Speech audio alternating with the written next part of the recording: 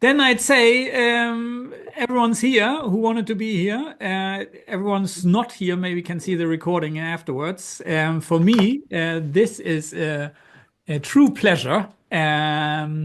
So much history, and it's not an April Fool's joke here that we're having this session. It's yeah, fantastic to have Chrissi, Nerantzi, and Lars Uhlin,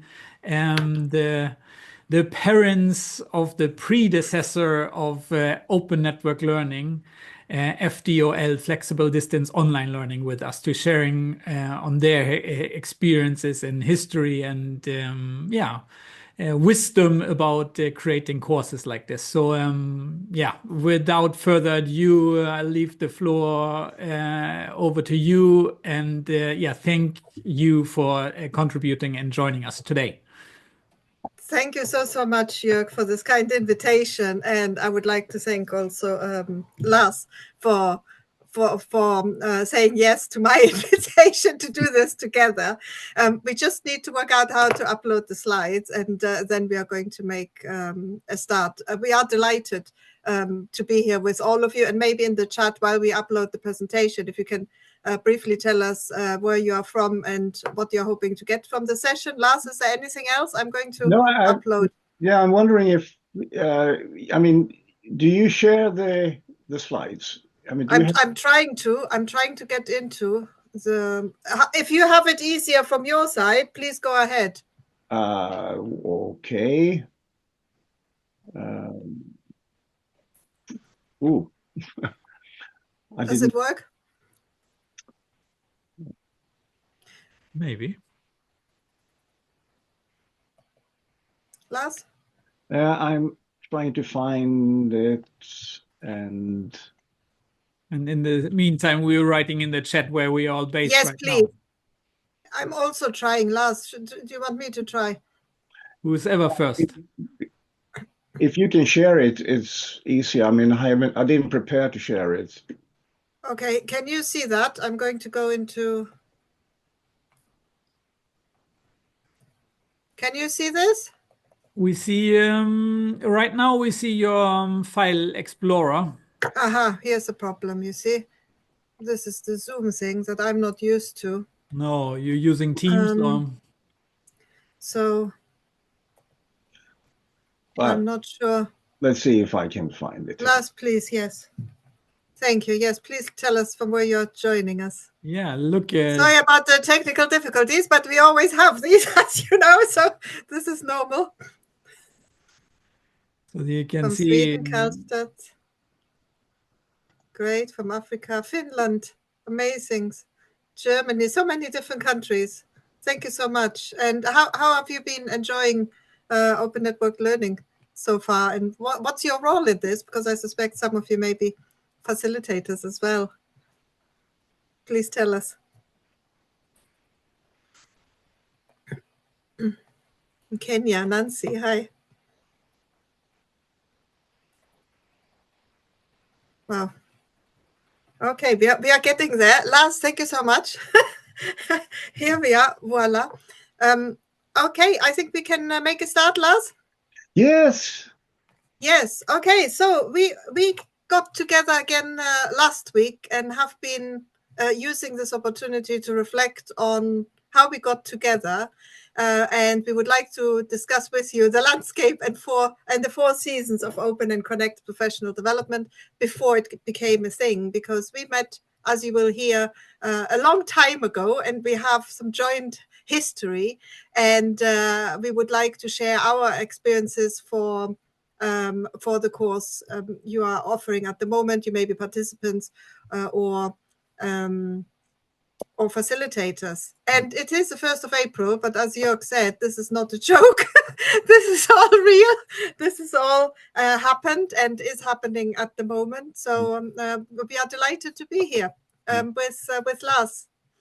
Yeah, I mean, the landscape of the 4 seasons, I think, I mean, it's been a really fantastic landscape we've been walking through. And I think regarding the 4 seasons, it's been, I mean, spring and summer where everything shines, and it's been autumn and winter where and a very quickly changing landscape that we can see here. So we want to kind of give you, I mean, using our experience and our journey as an example on open educational practices, and have a look at, I mean, what it looks like, what can it look like, and can it build on, and what it takes actually. Hopefully, we can inspire you to reflect on both your current practice and also kind of future practice in open education, and with a lot of, well, may possibly being more open and boundary crossing. So let's continue to see here. We've had a few fantastic so who we are, yes, let's give it a go. So who we are, you obviously see us on the video, our real selves. Now, my name is Chrissi Nerantzi. I'm a professor in creative and open education at the University of Leeds in the School of Education. And when I asked, co-pilot, a creative professor in creative and open education, this is what I got. But after a few attempts, and Lars, you need to push the button. Yeah, exactly. And I think, I mean, that picture I like that on me. It was very good. All right. So our plan for this, I mean, just show you our education development learning journey. Look at what can open learning mean, pedagogical foundations, and the FDOL seeds that grew and evolved, which of ONL is one of them. And then finally end off with kind of ways forward to engage in open educational practices. Yes, but it's also very much about the collaboration, our collaboration and collaboration with others in boundary crossing environments. So we hope that you will have can take our journey and what we describe and reflect on that during the session. And we invite you to reflect on the following kind of, what would it take to further develop your educational practice? What opportunities do you have? And what restricts you? It could be individual boundaries, contextual boundaries. So if you want to, if you have things to say during the session, if you want to just raise your hand, write in the chat, or just write it down on paper or whatever.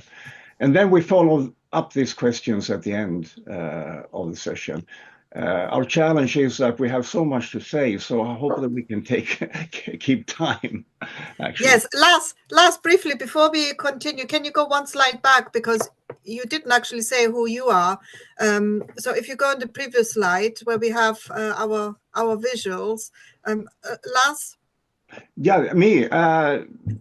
Education development is many years, and I think we will also have a look at this, at my journey, because this has been an opportunity for me to reflect on a journey 40 plus years. And you will see parts of that during the session and looking at our journey. So having a look at our journey through an open and connected educational development landscape. So this is basically our journey, and Lars, make a start, and then I'll fill in the gaps. Yeah, and as you see with the dates, we met at a PBL conference in UK on the 30th and 31st of March 2011. So we celebrated our 14-year anniversary yesterday, when we had a fantastic session planning and using AI and such. So it was good fun. So 14 years since we first met, and now we kind of meet again. So that's. So where were you working then, Lars? And I can say where I was. At the moment, I was working in both Linköping and Stockholm at Karolinska. Mm-hmm. And I was at the University of Salford at the time and was doing a master's in blended and online education at Edinburgh Napier. And I went to that conference to share part of my final project. And this is where I met Lars on the 31st of May, because he was actually facilitating the session that I was going to do. And then, Lars, what happened? Well, the thing was that that last day, you had a presentation that I facilitated about problem-based learning online for academic development. And I've been working with problem-based learning since '86 and been thinking so much about getting things online. And suddenly you were there. So we started talking, and we kind of connected directly to see, okay, we must do something about this. So that was the starting point in 2011. So we stayed in touch. We stayed in touch afterwards and started plotting what we could do together based on that pilot that I ran in my dissertation. And we came up with co-creating a course, an open cross-institutional course that would involve both of our institutions and anybody else who wanted to join, around flexible distance online learning. And that's how EFDL came about. We had resistance, Lars, remember? There were some challenges. Yeah, it's been a lot of resistance if we kind of look at this start here with FDO, convincing our leaders at our respective universities to do this together. I mean, there was a need to have a course on e-learning or something regarding online learning. So, I mean, that was really a challenging experience to get that going. But I mean, if we look for sitting here today, just seeing this thing, I mean, it's been a lot of networking as a part of this journey, this landscape. As educational developers, we move positions a lot. So, I mean, I've been moving around different universities trying to find context where I feel I can fit in and do something. Other things that are characteristics for the journey that we've had that we can see is a lot of crossing of boundaries, a lot of experimenting. We said that when we started FDO World. This is an experiment doing. It's been happening a lot in the landscape, so needing to adapt to changing conditions. We had the pandemic, we had the digitalization and everything around that. And then also planting seeds that we will come back to with this. What may be useful here is last to mention briefly, because that just shows EFDL, isn't it? And shows the journey, how we came together, but also how we separated for quite a few years and we went different paths. And that's why you see all the squiggly bits there, all the messy part. We took different paths, and that's where you have open network learning being born, and other courses we will talk about, but we came together again now and use that opportunity to reflect on the past, what we have learned as individuals, but also together. And it's really fascinating because the conversations we had over the last week or so confirmed that through following these different paths, we have actually come to very similar conclusions. And I think that takes us back, isn't it, Lars, to the beginning and confirms why we actually got together in the first place. Yeah. So when you shared slides and I slides for the presentation, it was very much connected, which is very interesting, I find. Yes.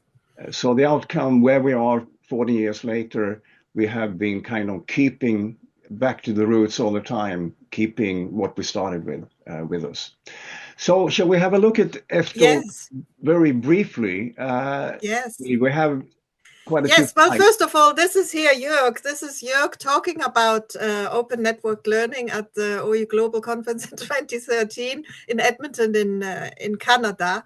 I wasn't actually in the room, but a colleague, Antonio Martinez Arboleda, took that picture and told me that this is actually happening right now, very respectfully referring back to the roots, which is something that is important in open education, because through open education, we can spread ideas, we can grow ideas, we can evolve ideas, but we also remember those who seeded the seeds, if you like. And Jörg did that beautifully. So we are grateful for that. So we can move maybe forward, Lars, and see how it looked like. So what Jörg presents here is the third iteration that we had. Yes. So the first iteration was in spring 2013. Well, in July it says here. Yeah, and I mean it was the experiment of how can you adapt problem-based learning online and creating communities and of learners using problem-based learning and do it cross-institutional, and that was the experiment that we got ahead of. So we kind of organized this and brought on colleagues from Karolinska, and also you were in Salford at that time. Yes. And I mean, what we did then, we moved outside the university settings. We didn't use any university systems. We started using Google. And you see here, I mean, we had WordPress for blogs, we had Google Plus at that time, Google Drive, and a lot of other things. And you can recognize this from the current ONL course as well. Try having PBL groups that were facilitated by happy facilitators here. And we also had open learners around us. So this was a way to try to illustrate the whole construction of the ecosystem, the whole ecosystem, isn't it? And what Lars just said was really important, that we also used exclusively external sort of platforms to our individual universities, because there was no other way to connect and learn together and actually do the course. So we were lucky that at the time we already had social media, and colleagues and students and the wider public actually were quite keen and were engaging in social media. So that was actually a bonus for us in bringing the course to fruition. Lars? Yeah, so using 2 weeks topics, units, and you can recognize these also from the ONL course, and trying to figure out, I mean, what are the most important topics here and now regarding learning more about online, open, active learning. And the linking of spaces that we try to do with the WordPress, the Google, and everything was really important. And creating the Google communities in ONL today, this is all made in WordPress, which is more secure, because what happened here, when we later had in ONL, suddenly Google Plus just disappeared and we had to do something else. But here it was really creating these communities.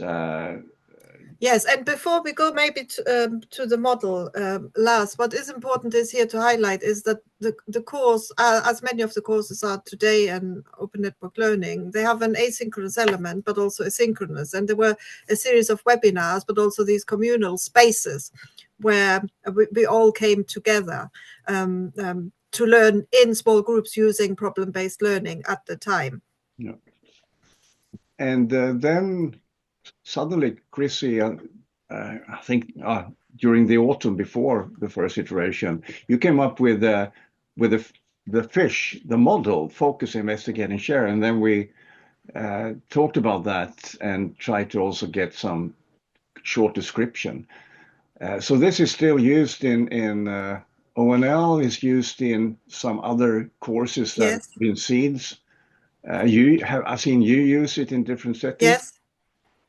Yes. So that we were looking, because as problem-based learning practitioners, in problem-based learning, there's usually a model that is used to help students work through a scenario or identify the problems, etc.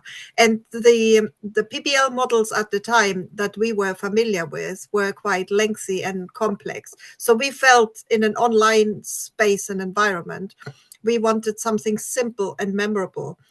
So that's why FISH And that's why focus, investigate, and share. And as Lars says, we both kept using it after EFTOL, and you will see it again later on in our presentation here. But we felt that it was really useful as a scaffold for learning in groups, and with the questions as guiding questions for the inquiry. While it was intended for collaborative working, I've also used it for individual inquiry, Lars, and it works equally well, I have to say. Mhm. Okay. Sorry, I don't know what happened here. Yeah, you still to the PowerPoint. So, I mean, we These are brought just on some numbers. yeah, the numbers. We brought on people from Salford and Karolinska, and also some other people joined. What was interesting with this was that suddenly we had a lot of colleagues who work with open educational practices in different ways, just joining us, wanting to be there, having a webinar, being part of the facilitation, being part of the team. And since then, that has kind of also grown. It's grown in EFTOL, and it's been growing in the Open Network Learning course. I think Jörg And you- was one of our very first, isn't it, participants also, Jörg? Yeah, Yeah, Were that's either in true. EFTOL 131. What do you remember? Should we ask Jörg maybe what he remembers from that time? Yeah, yes, I was very confused. Uh-huh. I feel very similar to the comments I received today from our participants. Had no idea what problem-based learning is, and I was wondering, tell me what I should need to learn, and I will do it. But then we got these questions back. Yeah, the scenario. What do you want to focus on? I was like, I don't know. Yeah. So how did you, what helped you get through that challenge that you experienced? Yes, you, the facilitators, the same as today, I think, of open network learning, of FDOL, the facilitators helping, keeping us on board.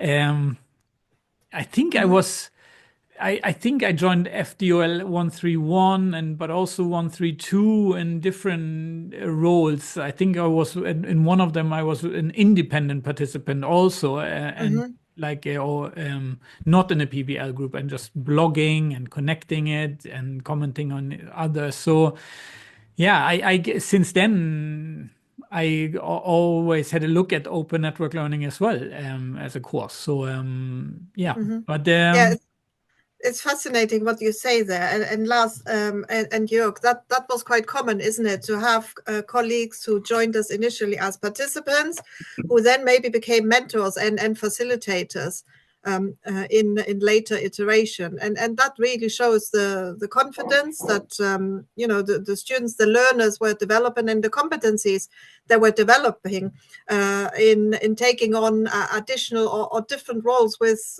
different responsibilities. And the learning never stopped. Even when you are a facilitator or an organizer, there's still a lot to learn. And as we know, every learning experience is different. So what I also did is I used EFTOL 132 as one of my case studies for my doctoral studies, together with an additional course on creativity for learning, and both of these became a collective case study as part of the phenomenographic study I did to explore collaborative learning in online cross-institutional settings based on these ideas that we had for EFTOL.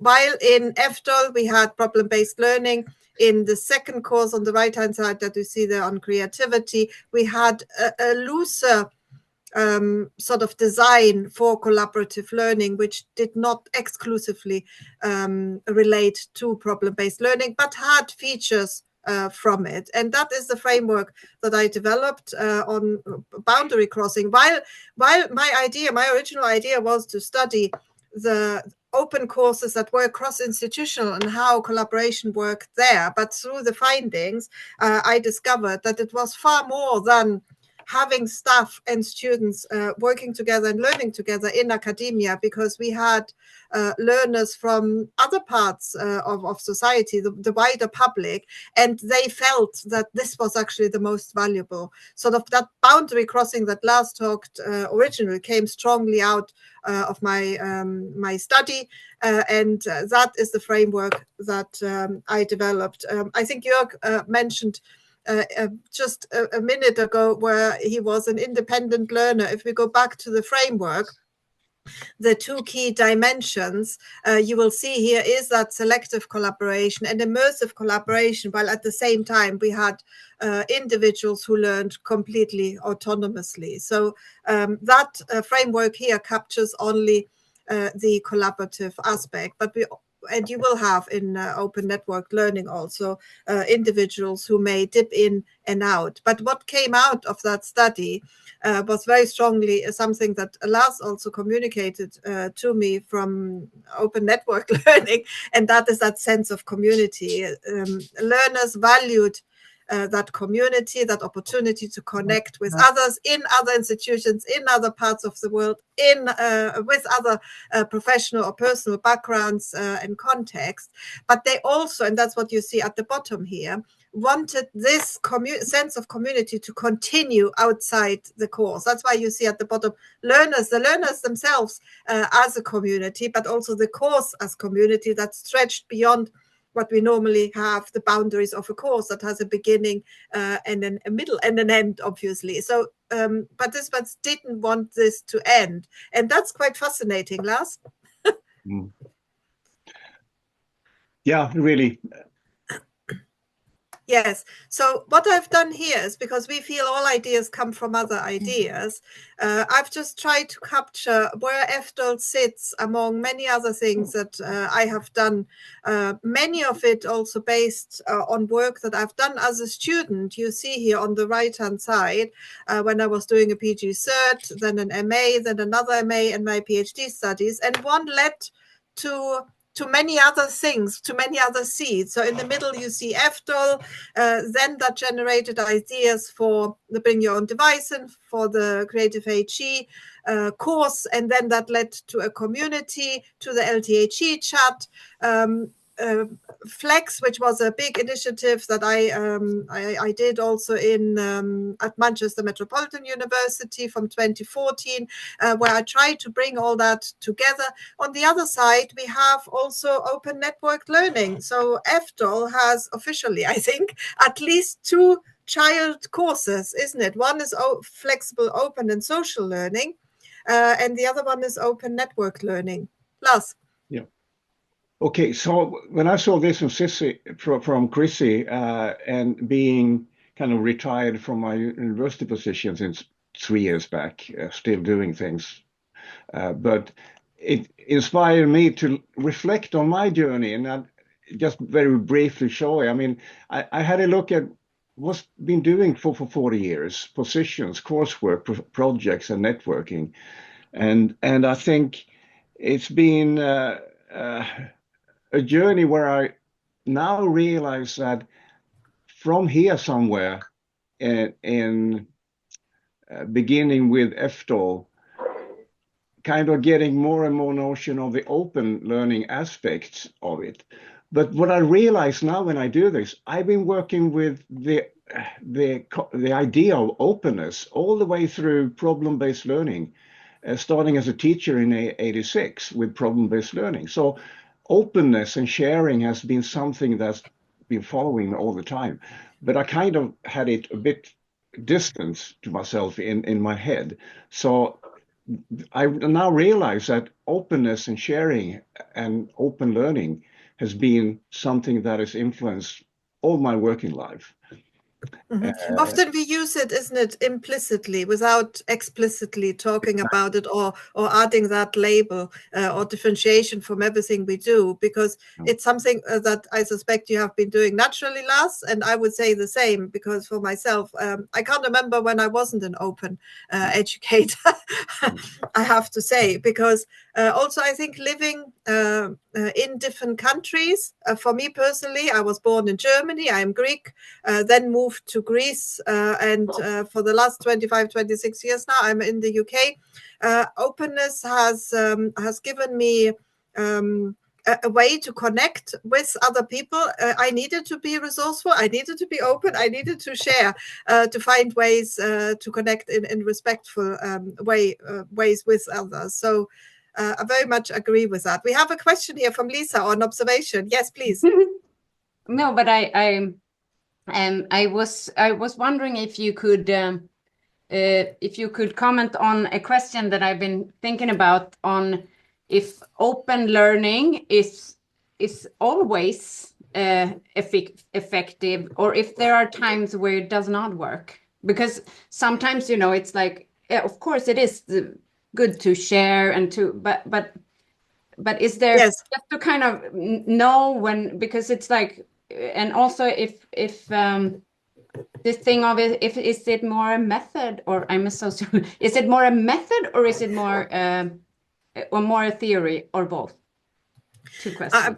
yes, thank you, Lisa, for these observations and the questions. These are big questions, and I think what will follow will shed some light into that. For me personally, open education is based on critical pedagogies, so it's very much rooted in that. But I would not agree that open should be a default way of learning, because, as you said, you know, there are situations where we would be very vulnerable, and it would be inappropriate to share. If I think, for example, on psychology courses, you know, and other courses where we ask students to open up and share. Now, if that happens in a wide open forum, you know, that can be not be very helpful, and may actually restrict participation and true engagement. So that's one of the aspects I think it would not be appropriate.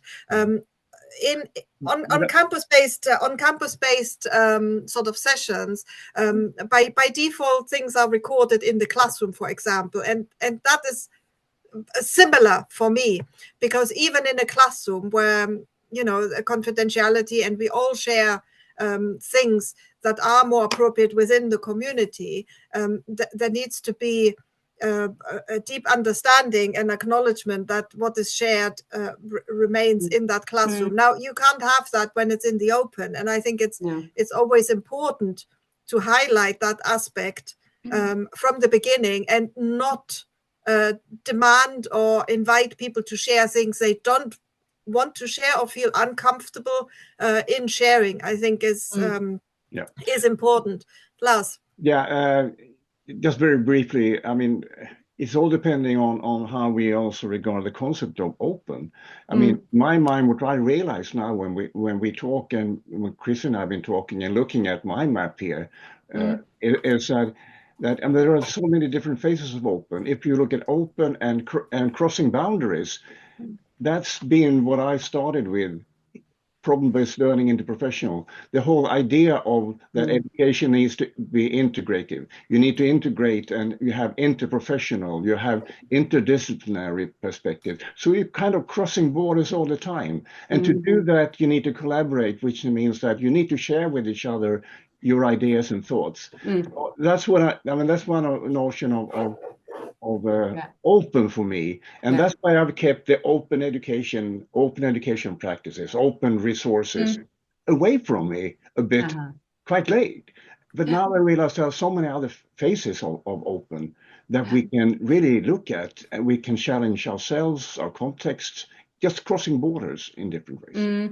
If that makes sense. Yeah, it makes it's easier to think about the aspects of openness or something, maybe, than open or not. But I think, Chris, we had some things about just giving some perspectives on this. Yes, just to finish that further that conversation around is it appropriate or not.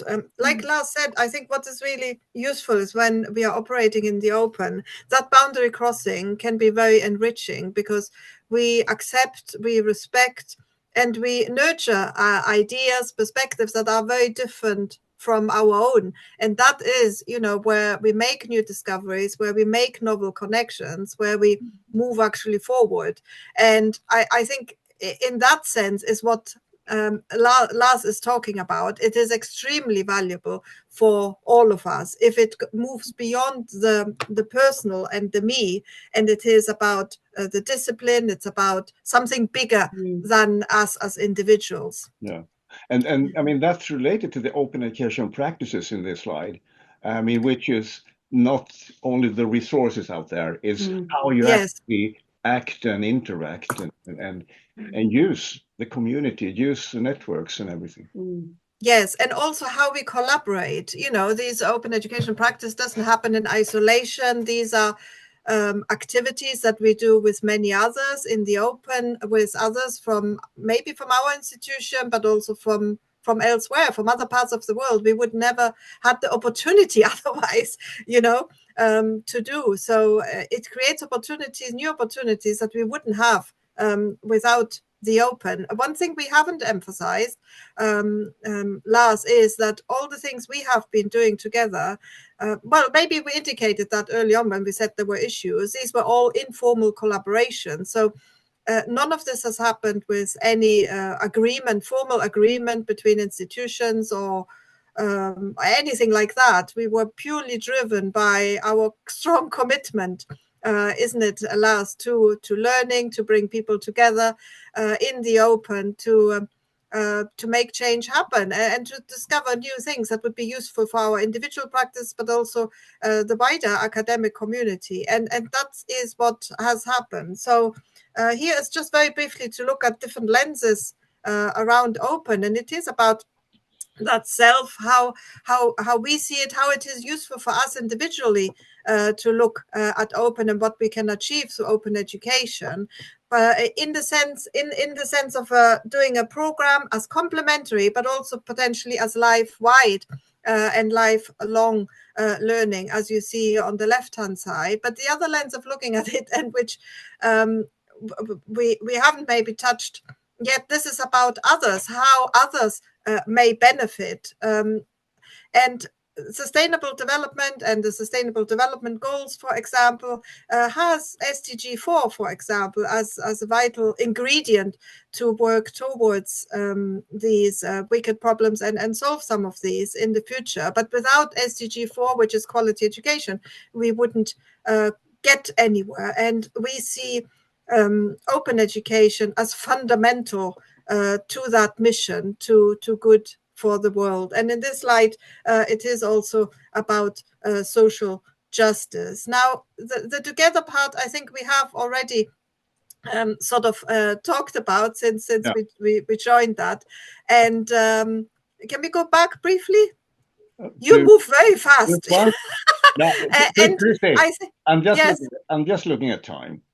Yes, no, that's fine. But I'm just thinking here, we talked about collaboration, but it's also about that co-creation, isn't it, Lars? Because we came together and we co-created. This is not about one individual or one institution creating a course and making it available to anybody else. This is genuinely partnership working, genuinely working together and shaping that educational offer. And I think that is more valuable.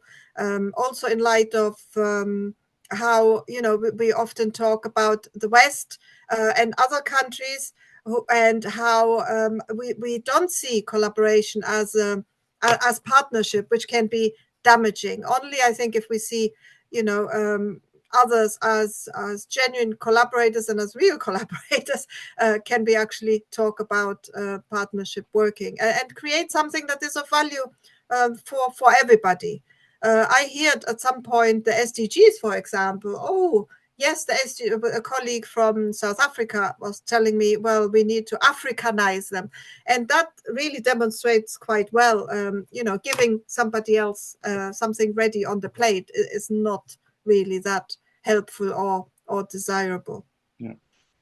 So, I mean, taking a wide view on open and open education, I mean, there are, just looking at, it's so important with the pedagogical frameworks underpinning this. And these are just some that I think we both have carried with us, combining. So I mean, these different frameworks together enhance open educational practices because their openness is needed, crossing boundaries is needed in all of these ideas and theories, these frameworks. And you have them all here as well, just with also some reference to it. So, I mean, the first 7, I think I've been connected with me. Then we have other ones like connectivism, blended learning, digital literacy, that have come with the digitalization, and they also connect very well to the basic ideas. And behind this, I've been carrying with me some core learning principles because I've been Chris and I talked about that. Using problem-based learning is being so, in my view, misunderstood as a method.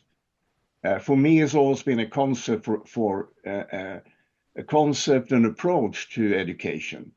So these 4 learning principles you can apply. You need to acknowledge them. You can apply them in any type of setting, but they are behind problem-based learning. So the contextual part, you need to connect with the real world, encourage discovery, trying out and experiment, relate concepts to theory, and learners need to relate with concepts into their professional and future practice. The constructive part is learning to ask critical questions, activating pre-understanding, prior knowledge, relate to new concepts. That whole process of doing it, and discover different perspectives and answer, creating concepts map. So this is about creating a wider perspective on what you actually understand and what you know. And you have the collaborative learning aspect with the power of the small group that I discovered throughout all these years. If we can really get that with a trustful, safe climate, common goals and purpose, and psychological safety, actually. And then the self-directed learning process, having ownership and autonomy in your learning process, which needs to be learned and facilitated. Really interesting what you say there also about psychological safety. That links back to the question we got earlier, isn't it, about open and how open and when is it appropriate. And I think facilitators play a key role in creating that psychological safety. Now, there's an additional challenge of how you do that in the open, because you don't know who's going to be there. Sometimes you don't see them, you don't hear them, they may be in the background, and that creates additional challenges. So we would be very interested to hear any strategies you may be using at the moment to create that psychological safety in the open. So having these in the back guiding you, at least have been guiding me very much in everything that I've been doing, to kind of acknowledge these things and to look at them. And have them as an analyzing tool as well, what can be proved and how are they acknowledged. But these also come into the Education for Sustainable Development, and UNESCO report came 2017, key competencies. And what it says there actually brings all this together, that education for sustainable development is not only about climate change and poverty, it's about the educational, what it looks like, interactive, learner-centered teaching and learner settings. And you see here, I mean, all these concepts come back: self-directed, participation, collaboration, problem orientation, inter and transdisciplinary, and linking formal and informal learning. And what this really, the last sentence here, only such pedagogical approaches make possible the development of key competencies needed for promoting sustainable development. So, I mean, this has also the last couple of years been a guide and something really to see how can this be carried into change of higher education. And one thing maybe we can just briefly add to that, the SDGs and SDG 4 and the central role education actually plays. This for me personally is about developing agency, and that can't happen outside also formal education. We also have, of course, life-wide and lifelong learning, but I think universities in our case play a central role in helping our students, but also staff and anybody else they engage with, in developing that agency and sense of responsibility to act and make a difference to the world. Yeah. So then we have some seeds, Chrissi, and Yes. we made a slide each. For the seeds that I can see, open network learning, of course. I mean, that's still going on since autumn 2014. I think this ONL, the current iteration, I think it's the 21st iteration. Amazing. Of ONL. Actually, we've had one semester where we didn't do the course. So I mean, that's been building and creating a community, and as we see here, we have, I mean, some of your participants, some are facilitators, have been in the course team for many years. And then the last couple of years, we have this, I think, Jörg, you also know about this, higher education for sustainability, which really copied the design of ONL. And you see that the topics, you see a lot of the slides, the whole illustrations of it, with another content about didactics for teaching and learning for sustainability. And I think at the moment there are, I mean, 6-7 universities, many Swedish, but also Norwegian, going on. That's just amazing. I think it's just amazing. It showed that, you know, the seeds we are talking about now is seeds that came from EFDOL, from the course we are co-developed. And it shows that simple ideas, you know, last the longest, are the ones that survive, but also have the opportunity to evolve into many other things. So I think the recipe was good, Lars. Yeah, I mean, pedagogical building competence, just creating a model for teachers to work together to improve their pedagogical digital competence. A PDK cycle building on the DigComp Edu model, self-assessment, you do a common plan and individual plans to improve, and getting this into the institutions. And the last one, that is actually the final webinar now on Friday, facilitation of groups and teams. And that builds on, we have a pilot course. It builds on the Swedish Nordic PBL network and Linköping University and 5 more universities working together. We used the structure of ONL, but it continues during 20 weeks, so it's longer. And with groups, facilitated groups, working on these topics regarding facilitation and group dynamics and everything. So that's some of the seeds that I can see from my side. And Chrissi, you have, I think, even more seeds that.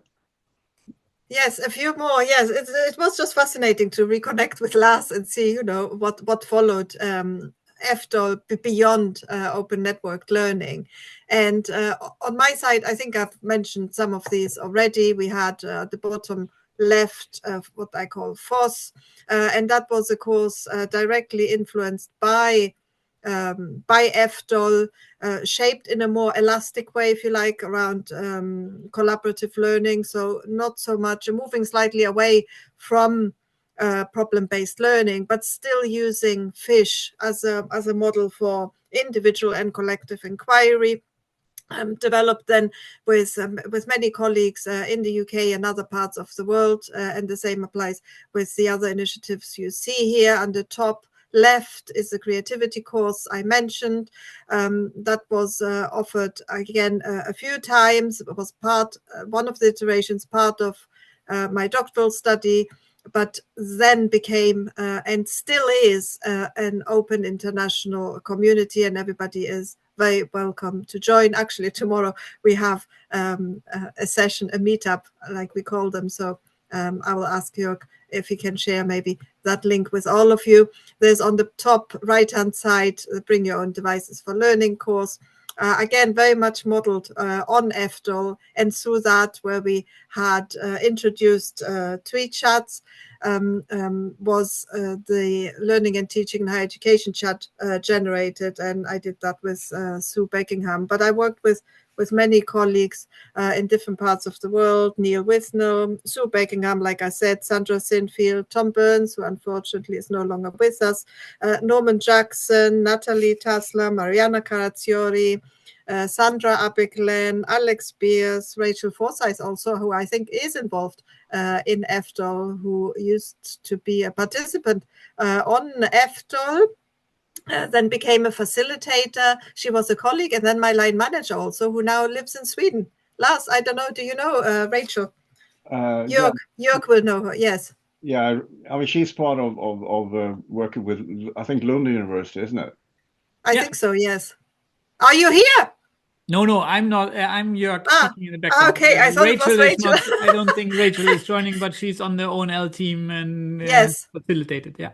Yes, exactly. And that is just a very briefly an example where we used the fish model again and what we call challenge-based learning. Again, very much sort of in the spirit of problem-based learning. That was a JAM, Social Justice JAM, Spaces for Change. The University of Leeds and the University of Pretoria co-created this with staff and students, and we also co-facilitated that. And it was a very enriching experience where we looked at authentic problems both communities had in very different parts of the world. And I know we have a colleague here from South Africa. And what was felt is that while the environments and the spaces were very different, the problems were common. And that cross-fertilization of ideas to actually solve real problems really worked. To a surprise maybe of some of the participants, but also colleagues and the local communities we did involve in that. So there's a lot in there in problem-based learning, a lot about problem posing, and it reminds me of Paulo Freire, and problem posing and authentic learning as well, that can make a real difference because outputs from that JAM had then real applications in the real world. Yes, Lars. Okay, so I mean, we have some 6-7 minutes or something. I mean, ways forward. I mean, what we're here for, what we've been driving for is kind of to change and to challenge and develop higher education practices, and what fuels pedagogic innovation, Chrissi? Yes, I mean, this is a research project I did with my colleague Barbara Thomas before the pandemic. I think it started in 2015. It stretches over a few years. But what we found is that often the seeds for an innovation come from the individual, and then it grows through connecting with others, but that there needs to be some kind of institutional support. What we also saw on the left, you see here, we explored the motivations of actually engaging with innovation, and that was primarily our own curiosity to experiment, but also to support students learning in a more effective way. And that is quite fascinating for me, because we talk about our students having extrinsic and intrinsic motivation, and we all know the difference in that, but there wasn't anything about the motivation or to get promoted or to get a better job, etc. It was genuinely coming from a place of the motivation was very intrinsic to make a difference to others, but also to find some joy, if you like, in the teaching practice itself, and experiment with new approaches. But what we do need is institutions, like I said, that are supportive, that do invest in people, and maybe less in buildings, if I may say, and support the communities that are growing internally, because often we find it easier to look elsewhere, to look beyond our own institution, because it is maybe easier, maybe more fruitful environment. But also institutions need to create spaces for what we called here greenhousing, and that is sort of experimentation, safe spaces where staff and students can come together to experiment, to transform their practice. And I think that's all we need to say. So institutional support is really important. Now, that's something else we worked on with, again, many colleagues from different parts of the world, where we looked at the value of open education. And while we paint a very positive picture here with Lars, we need to be mindful of some of the challenges also. As you see on the right-hand side, being exploited, feeling fragile. And I think these things also link back to the question we got earlier from, was it Alice? Was it Alice? I can't remember now. Alice? Was it Alice about open and when it is appropriate? So we need to be mindful of these, but also the strengths and what we can achieve. And the social aspect came really, was really seen as very important, but also the resourcefulness. And if we go back last to EFTOL and how we worked with EFTOL without having any institutional support and digital platforms, we were resourceful then and found ways around it to make it happen. So that also showed, I think, our collective determination and persistence. So all these things you see here on the left-hand side. What is very fascinating for me personally is that there are 3 items here that appear on both lists that can be seen as strengths, but also vulnerabilities at the same time. And that is something I think we need to be mindful of. So how can being curious and generous at the same time be something that makes us vulnerable as well? Lars, is there anything you want to add here? No, I mean, just that it can be a challenge to be part of this journey. And we've seen that, both of us, I think, and many colleagues also, which means that you need to find allies and yes, and to see that you are part of contexts and communities that can support and really enrich you and support in different ways. So I mean, just finishing off with we played off with I mean, there are policies that can support this journey. This one from European University Association came not so many years ago. Universities Without Walls. It's about open, and we let AI, which can be also interesting. What does the future of university education look like? And as AI, I mean, what do they take out of this? So it's a learner-centered approach, social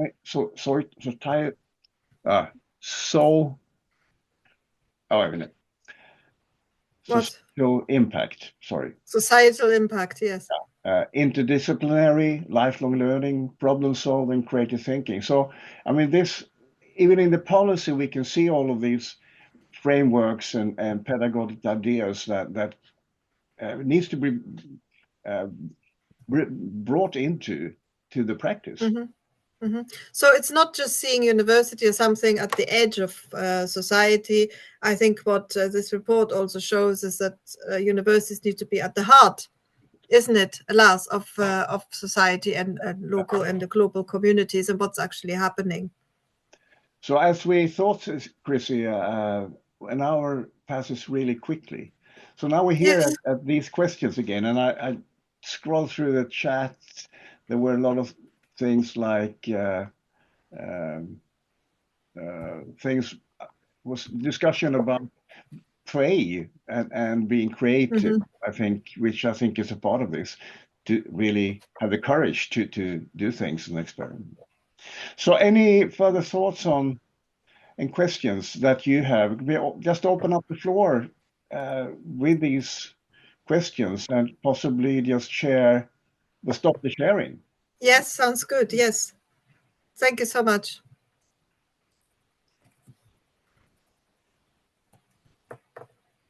So any reflections, comments on what does it say? I mean,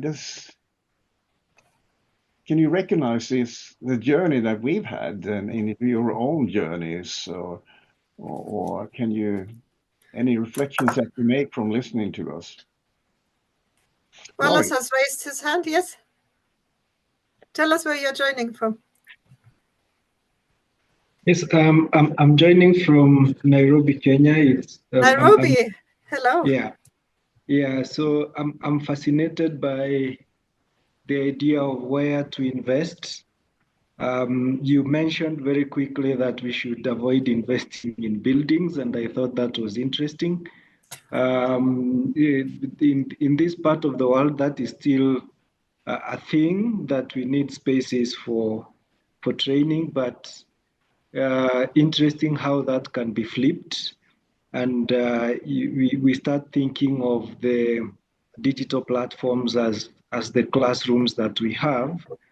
And if teaching spaces were to be invested on, then you only invest on spaces where students will need to converge and learn some skills, and still by themselves using the problem-based approaches. So that was interesting to me. Thank you. Thank you so much. Yes, and when I said investing in people and not so much on buildings, we do need some infrastructure, but if we keep putting all our money into buildings, that will be very empty without people, and not very useful, at the waste of money, of our resources. I'm not sure we are doing the right thing as an institution, because it's the people who bring any university alive, not the buildings. Sure. Yeah. Thank you for that observation. Does anybody else wants to say something?